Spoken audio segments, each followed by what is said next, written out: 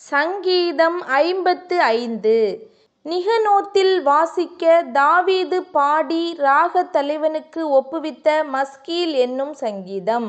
தேவனே, என் ஜெபத்தை கேட்டருளும். என் விண்ணப்பத்திற்கு மறைந்திராதேயும்.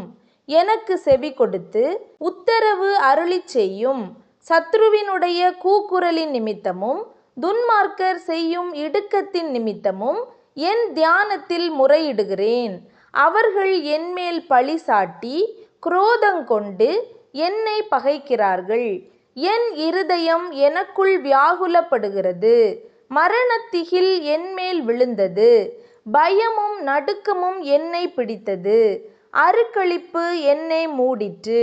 அப்பொழுது நான், எனக்கு புறாவைப் போல் சிறகுகள் இருந்தால் நான் பறந்து போய் இளைப்பாறுவேன். நான் தூரத்தில் அலைந்து திரிந்து வனாந்தரத்தில் தங்கியிருப்பேன். பெருங்காற்றுக்கும் புசலுக்கும் தப்ப தீவிரித்து கொள்ளுவேன் என்றேன். ஆண்டவரே, அவர்களை அழித்து அவர்கள் பாஷையை பிரிந்து போக பண்ணும். கொடுமையையும் சண்டையையும் நகரத்திலே கண்டேன்.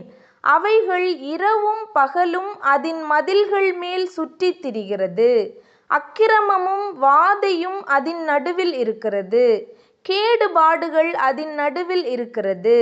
கொடுமையும் கபடும் அதின் வீதியை விட்டு விலகிப் போகிறதில்லை. என்னை நிந்தித்தவன் சத்துரு அல்ல. அப்படி இருந்தால் சகிப்பேன். எனக்கு விரோதமாய் பெருமை பாராட்டினவன் என் பகைஞன் அல்ல. அப்படி இருந்தால் அவனுக்கு மறைந்திருப்பேன். எனக்கு சமமான மனுஷனும் என் வழிகாட்டியும் என் தோழனுமாகிய நீயே அவன். நாம் ஒருமித்து இன்பமான ஆலோசனை பண்ணி கூட்டத்தோடே தேவாலயத்துக்கு போனோம். மரணம் அவர்களை தொடர்ந்து பிடிப்பதாக.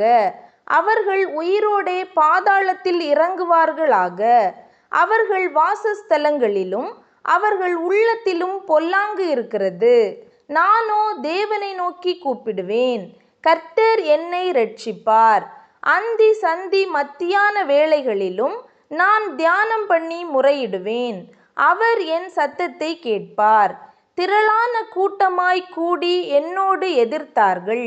அவரோ எனக்கு நேரிட்ட போரை நீக்கி என் ஆத்துமாவை சமாதானத்துடன் மீட்டுவிட்டார்.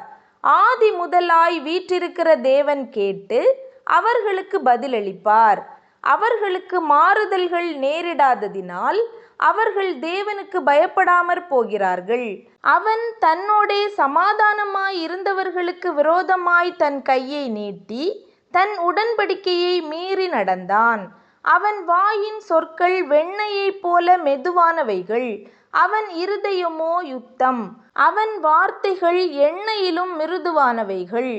ஆனாலும் அவைகள் உருவின பட்டயங்கள். கர்த்தர் மேல் உன் பாரத்தை வைத்துவிடு. அவர் உன்னை ஆதரிப்பார். நீதிமானை ஒருபோதும் தள்ளாட ஒட்டார். தேவனே, நீர் அவர்களை அழிவின் குழியில் இறங்க பண்ணுவீர். இரத்த பிரியரும் சூதுள்ள மனுஷரும் தங்கள் ஆயுளின் நாட்களில் பாதி வரையிலாகிலும் பிழைத்திருக்க மாட்டார்கள்.